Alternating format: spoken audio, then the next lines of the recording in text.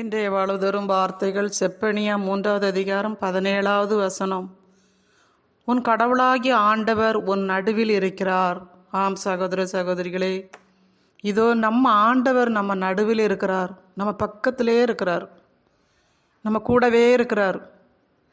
இதோ உன்னை காக்கிறவர் கண் அயர்வதுமில்லை உறங்குவதுமில்லை என்று சொல்லி தாவீது மூலமாக பாடின ஆண்டவர் இதோ நம்மளோடு இருக்கிறார்.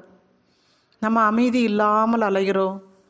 இதோ ஆண்டவரே ஆண்டவரே என்று சொல்லி நம்ம எங்கெங்கேயோ தேடுகிறோம், கூப்பிடுகிறோம். ஆனால் அவர் சொல்லுகிறார், நான் உன் நடுவில் இருக்கிறேன், உன் இல்லத்தில் இருக்கிறேன், உன் உள்ளத்துக்குள்ளே இருக்கிறேன்.